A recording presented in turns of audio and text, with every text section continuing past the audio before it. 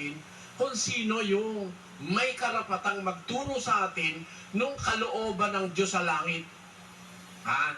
Baka kasi kung kani-kanino lang kalooban ng matutunan natin. Sabi ni Almeida, lumundag ng 3 lundag, lalayas ang demonyo. Kanino kalooban yun? Kalooban ba ng Diyos yun o kalooban ni Almeida Bisaya? Yung manghingi sa daan ng pera, may dalang supot sa bus. Kanino kalooban yun? Kalooban ba ng Diyos yun? Yung bang pagkukurus ninyo, mga kapatid na Katoliko, na itanong nyo ng minsan man lamang na, sino kaya may utos doon? Utos kaya ng Diyos magkurus? Hindi ako nang aatake, tinatanong ko lang kayo. Have you ever wondered why you are doing these things? Bakit natin ginagawa yun? Nagkukurus tayo? Yun ba itinuro ng Diyos? Aral ba yun ng ating Panginoon na galing sa langit papunta sa lupa? Eh di nasabi ng dasal na dinadasal natin sundin ang kalooban mo, thy will be done on earth as it is in heaven. Sundin ang kalooban mo sa lupa gaya ng sa langit. O edi yun ang ating pag-aralan. Yung kalooban ng Diyos, yung doktrina. Kasi yung doktrina po, Kastila yun Ang kahulugan ng doktrina, aral. Aral na tinutupad. Ayan. Sa Kapampangan, doktrina rin ang nakasulat Aral po yun sa Tagalog. Ang doktrina ng ating Panginoong Jesus. Yan ang pag-aaralan natin. Sino po ang magtuturo sa atin? Kailangan equal. Kayo man, papasok kayo ng mag-aaral kayong abugasya. Siyempre, aalamin mo kung yung teacher mo papasukan magtuturo sa kolehiyo talagang lisensyado. Kaya ang unang-unang may lookout doon, yung may-ari ng eskwela. Titignan niya kung pasado yung kanyang iha-hire na guro na talagang ito'y may karapatang magturo. Aalamin mo kung yung magtuturo sa iyo may karapatan dahil baka walang karapatan yun kung saan kadalhin nun. Baka kung ano ituro sa iyo nun. Yan po ang ating aalamin ngayong gabi. Sino po ang magtuturo? Sino ang guro na dapat nating makilala sa ating panahon? Yan po. Umpisahan po natin itong ating pag-aaral ngayong gabi. Yung guro na dapat magturo ng tunay na doktrina ng ating Panginoong Hesus upang tayo'y makatiyak sa kaligtasan. Kailangan kasi natin ito Pagdating po kasi sa kaligtasan, maraming usaping dapat na malutas There are so many issues involved in the issue of salvation. Marami, iba-ibang mga reliyon, iba-ibang iglesia, iba-ibang tagapagturo. Sa Muslim, si Muhammad. Sa Seventh-day Adventist, the authority that they acknowledge is Ellen G. White. Sa Iglesia ni Cristo, ang sugong si Manalo. Yan. Yun ang nagtuturo. Sa Katoliko, ang pangkalahatang nagtuturo raw ay ang Papa sa Roma. Sinasabi yan ng Aklat Katoliko, mga kababayan, na ang nagtuturo, nagpo-promulgate ng mga dogma, mga kung ano-anong mga turo ng Iglesia Katolika ay ang Papa sa Roma. At huwag kayong magagalit, hindi po pang-aatake ito. Ito po'y pagsasabi lang ng totoong nasa liksik namin sa relihiyon. That when it comes to faith, ang nagtuturo at walang mali ay ang Papa raw sa Roma. Pag nagsasalita raw ang Papa ex cathedra, ay ligtas siya sa pagkakamali. Yan ang paniniwalang Katoliko. Ito'y nandito sa isang aklat na kung tawagin po ay siya ang inyong pakinggan na aklat po ng Katoliko. Ang sabi ganito, ang Iglesia Katolika Romana ay iisa sapagkat siya'y nagkakaisa sa banal na pananampalataya. Ang lahat ng kaanin niya'y umaalinsunod sa iisang tanging aral at katotohanan lamang. Nagkakaisa siya sa pamahala. Ang pinakapuno ng buong Santo Iglesia Katolika ay ang Santo Papa sa Roma. Yun. Yun daw, ang pinakapuno nila, ang Santo Papa sa Roma. Therefore, the authority that they look upon to is the Pope in Rome. Kaya pagdating sa aral, kahit anong sabihin ng Papa, naniniwala na sila agad na yun ay totoo. Yun. Ganon din naman sa Iglesia ni Manalo. Ang puno na pinakikinggan ay si Ginoong Manalo. Sa iba't ibang mga iglesia, ganon din. Yan pagbabigay ko lang sa inyo ng premise, mga kababayan, para magkaroon kayo ng ideya sa kalakalan ng mga relihiyon dito sa lupa.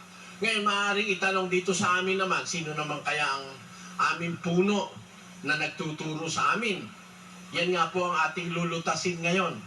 Ang guro, tagapagturo ng pananampalatayang Kristiyano para tayo ay tiyak na maligtas. Ayon sa Biblia, kung tayo sasampalataya, ito ang ating ikaliligtas. Sino yan? Yan po ang ating aalamin. Ngayon, pagka po Biblia ang ating pag-uusapan, mga kapatid, dito marami kang mababasang guro Ewan ko kung tututol kayo, kung nakapagbasa na kayo ng Biblia, maraming mababasang mga guro sa Biblia.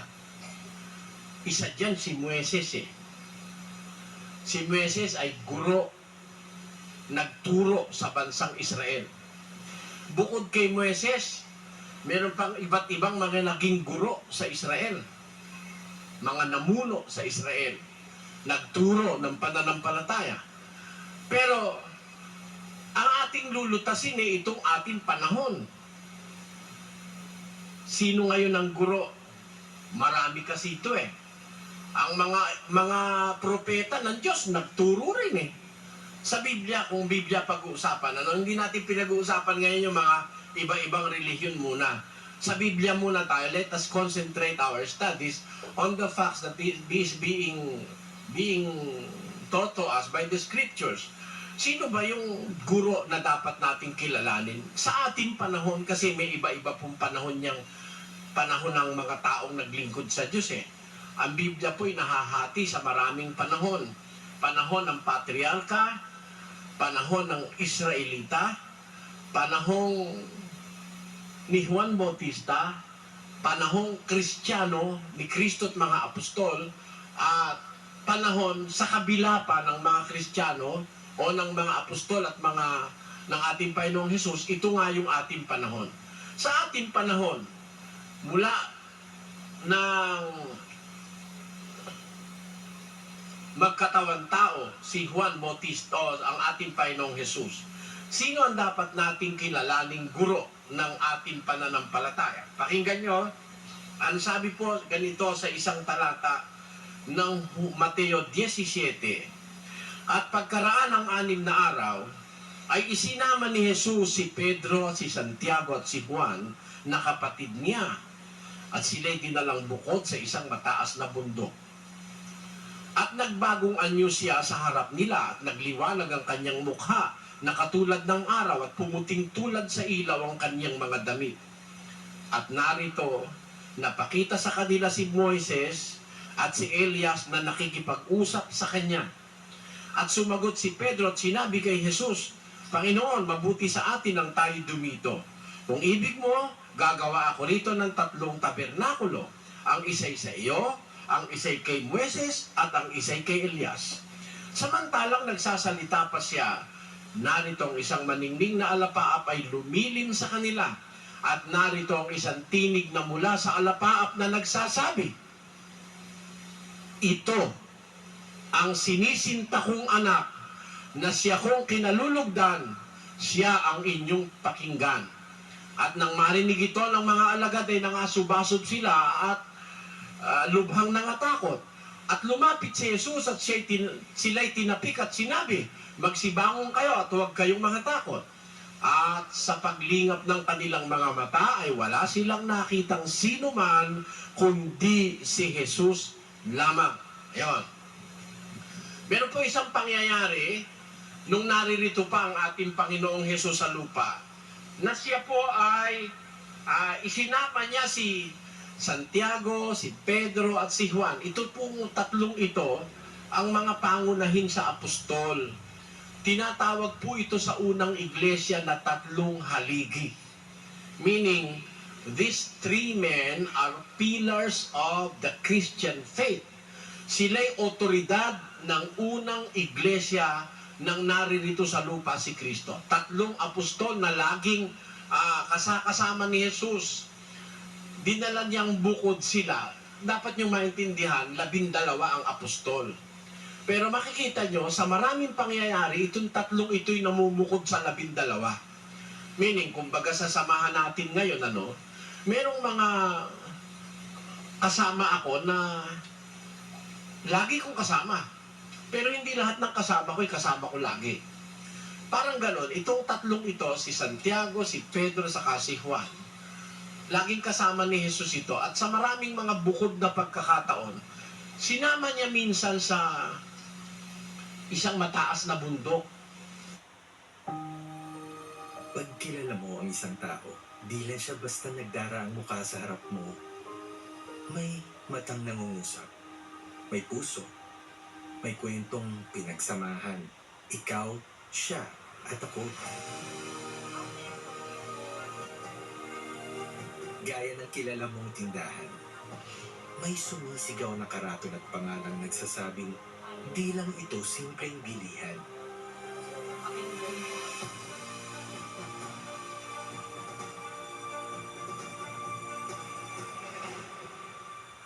Ito'y inyong tanungan. Tambayan, tagpuan, takbuhan. Hoy! Bili na kayo! Bili na! Kadikit sa buhay.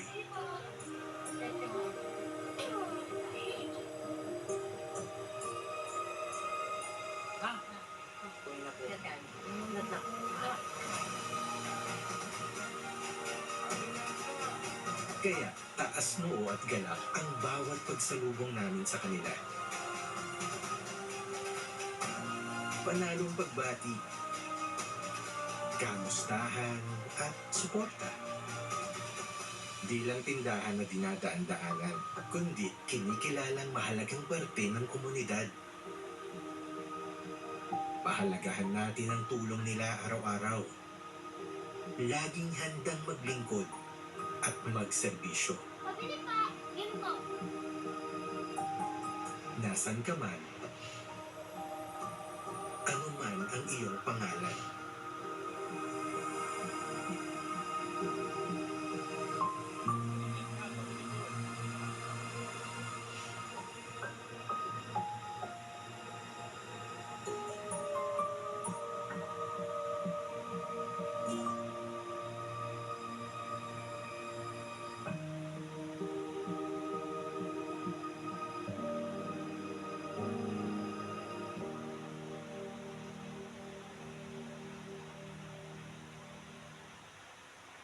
Anik sila sa bundok.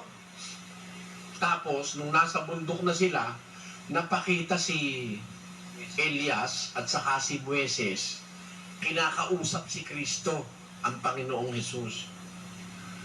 Tapos, nung makita ni Pedro na itong tatlo'y nag-uusap-usap, nag-volunteer si Pedro, Panginoon, kung ibig mo, gagawa ako rito ng 3 tabernakulo. Alam niyo ba ang kahulugan ng tabernakulo, mga kapatid? It is a temporary dwelling place. Isang pangsamantalang tirahan. Hindi ito bungalow, hindi ito mansyon, ito'y para lang kubo.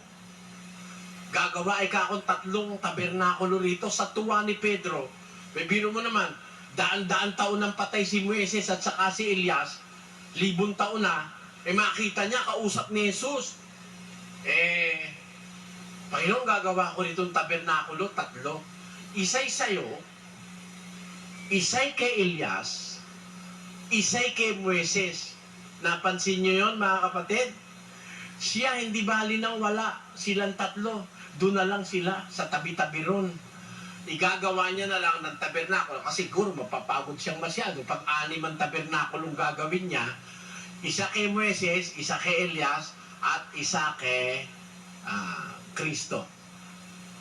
Napapansin nyo intensyon ni Pedro, mga kapatid? Ang intensyon niya, magtagalti sila ron. Kaya gagawa ang tabi. Kasi kung sandali lang sila ron sa ibabaw ng bundok, ba't naman kakailanganin pa ang tabernakulo? Ang intensyon ni Pedro, magtagal-tagal sila sa bundok at nagandahan siya sa nakita niyang pangyayari na nag-uusap tatlong leader. Si Moises leader, si Elias leader, si Kristo'y leader ng pananampalataya ng mga taong naglingkod sa Diyos mula ng una. Kaya gagawa ako nito, Panginoon, tatlong tabernakulo. Isa kay Moises, isa kay Elias, isa sa'yo. Hindi natapos ni Pedro yung sinasabi niya.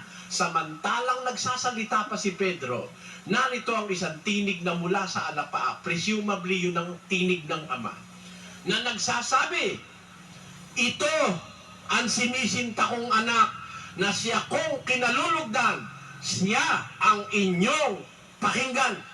Incidentally, yun ang pamagat ng librong Katolikong sinabi ko sa inyo kanina. Siya ang inyong pakinggan. Pero dito sa aklat na pinamagatan, siya ang inyong pakinggan, ang itinuturong guro, ang Papa. Ayun. Yun ang irony of it. No? Ang sabi nung tinig na nandun sa alapaa, ito ang aking anak, siya ang inyong pakinggan. Nasubasob yung mga apostol sa kapangyarihan ng tinig ng Diyos, nasubasob sila sa lupa. Ngayon, nakatakot sila. Tinapik ni Jesus, magtindig kayo. Paglingap nila, wala nang natitira, isa na lang. Si Jesus lang. Kasi baka kung andun pa si Elias at saka si Moises, mapagkamali anong mga apostol na tatlo ang pakikinggan nila. Kaya pinalayas na nung Ama si Moises, pinalayas na si Elias, itinira si Kristo.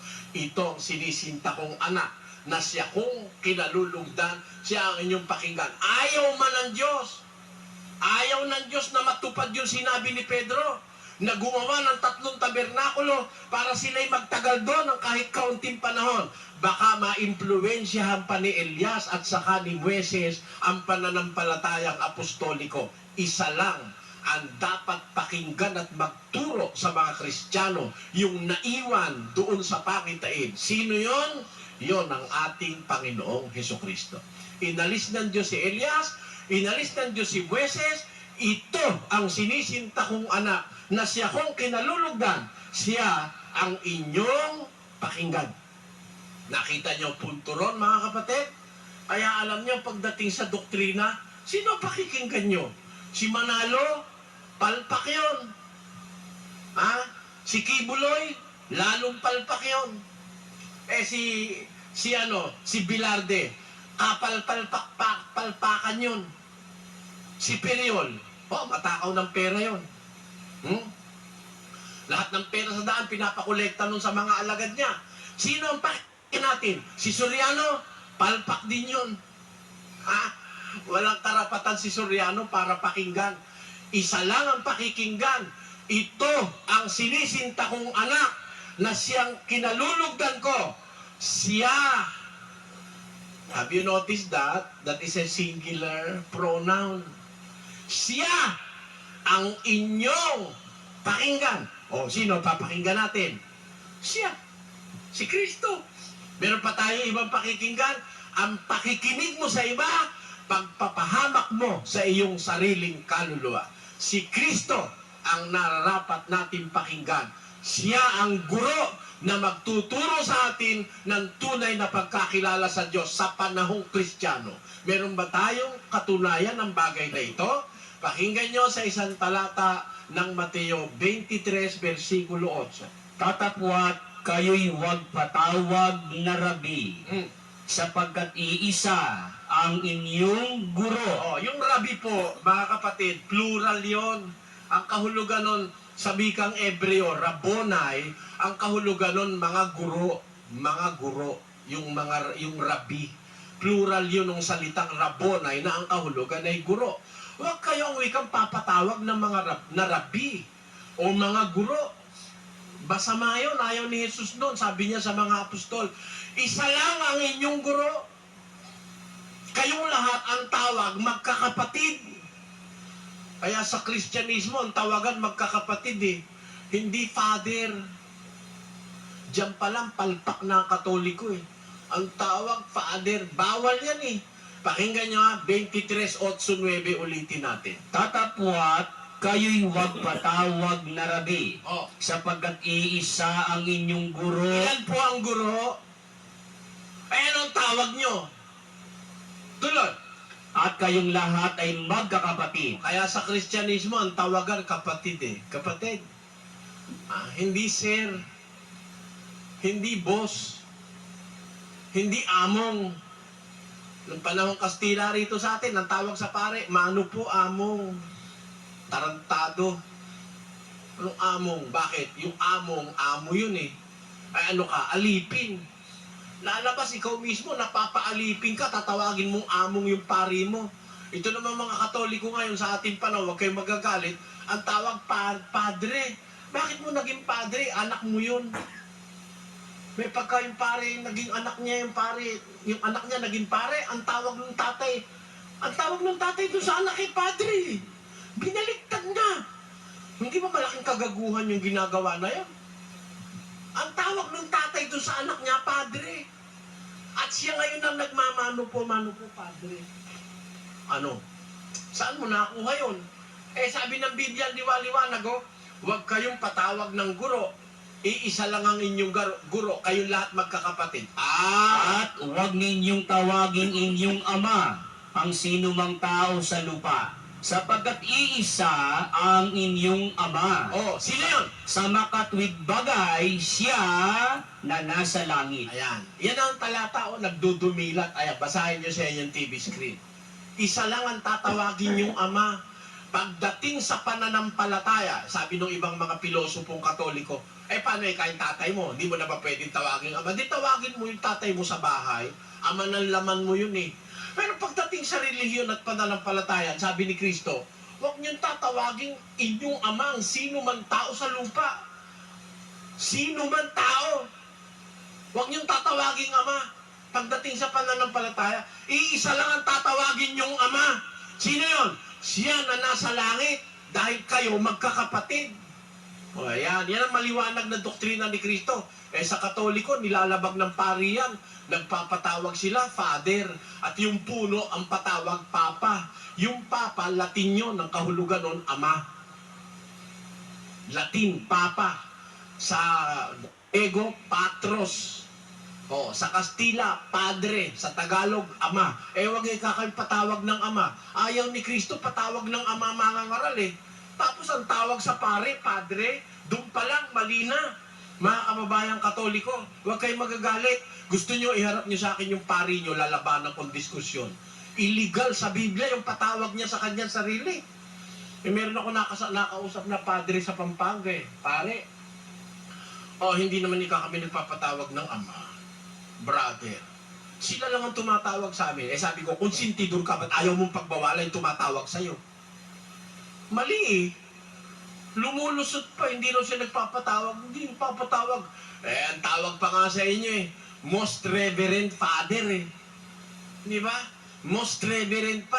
Katakot-takot na kapusungan niyang ginagawa ng mga mangangaral Katoliko. Biro mo, Most Reverend, alam mo ba kahulugan ng Most Reverend? Pinaka. Yung most pinaka. Kumbaga, yun ang pinaka-superlative degree ng adjective at saka adverb ang ginamit sa mga pare. Most Reverend Father. Yun nga sa Papa sa Roma, ang tawag dun eh, Most Holy Father eh. Pinakabanal na ama. Di wala nang natirang karangalan dun sa nasa langit. Kinamkam niya na lahat, siya na pala pinakabanal na ama. Ano natira dun sa ama sa langit? May natira pa? Wala na. Kinangkam na ng Papa yung pinakabanal daw siyang ama eh. Most Holy Father eh. Sino mga galit na Katoliko sa amin? Pagtanggol ng pari nyo. Huwag kayong magalit at sabihin nyo sa pari nyo na ipagtanggol niya yung aral nila. Sabihin mo, tawagin mo yung tao, Most Holy Father. Bawal ng Biblia eh. Huwag niyong tawaging ama. Sino man tao sa lupa. Iisa lang ang tatawagin yung ama. Kayo magkakapatid. Huwag kayong patatawag ng rabi.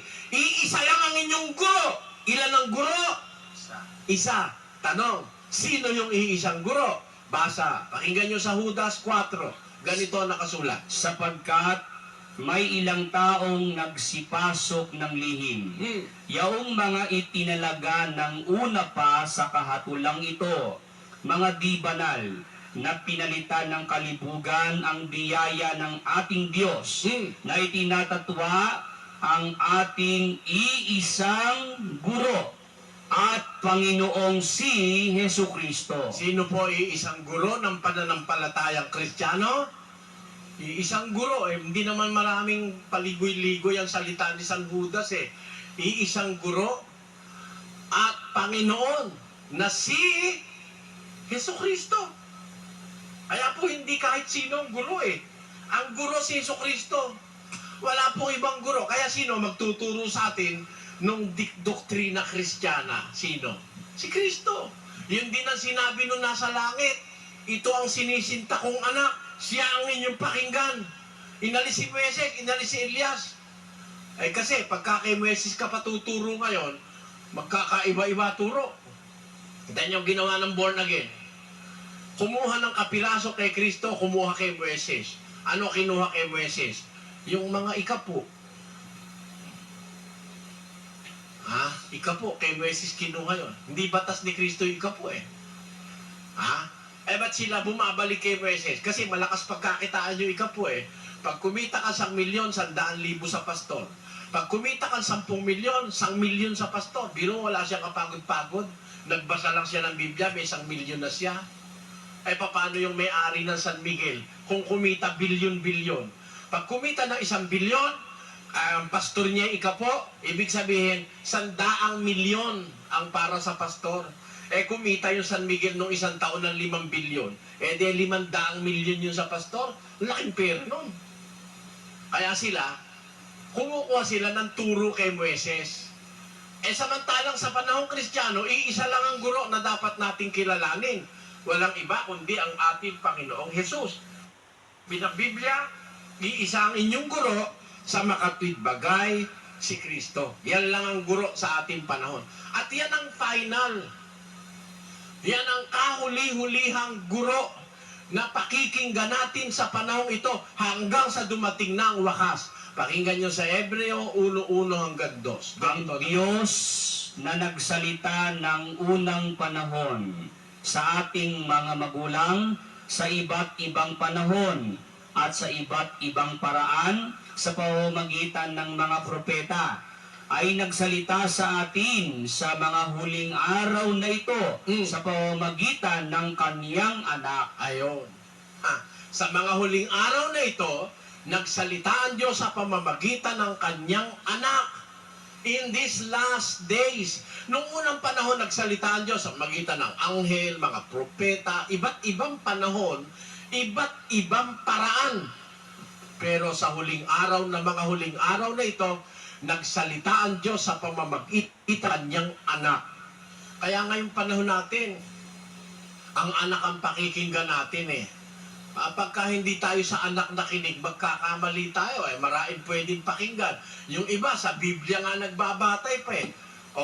Yung mga Pentateuch believer sa ating panahon, yung mga Jews na sinasabi nila sila raw eh Jews, ayaw maniwala kay Kristo eh. Ang pinapakinggan lang nila si Moises eh, hanggang ngayon.